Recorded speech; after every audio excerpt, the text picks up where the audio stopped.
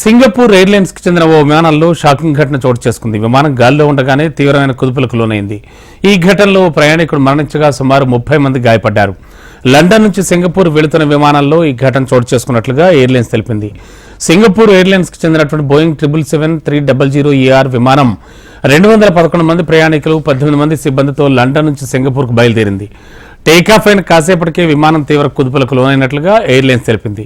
తీవ్రమైన అల్లకల్లోలం కారణంగా విమానాన్ని బ్యాంకాక్ మళ్లించినట్లు వెల్లడించింది. ఇక మధ్యాహ్నం 3 గంటల సమయంలో సువర్ణభూమి ఎయిర్పోర్ట్లో విమానాన్ని సురక్షితంగా ల్యాండ్ చేసినట్లు పేర్కొంది. ఈ ఘటనలో ప్రయాణికుడు మరణించాడని, సుమారు 30 మంది గాయపడ్డట్టు ఎయిర్లైన్స్ తెలిపింది. ఈ మేరకు మృతి చెందిన బాధిత కుటుంబానికి సంతాపం ప్రకటించింది. గాయపడ్డ వారికి మెరుగైన చికిత్స అందించే విషయంపై థాయిలాండ్ అధికారులతో సంప్రదింపులు జరిపినట్లు వెల్లడించింది.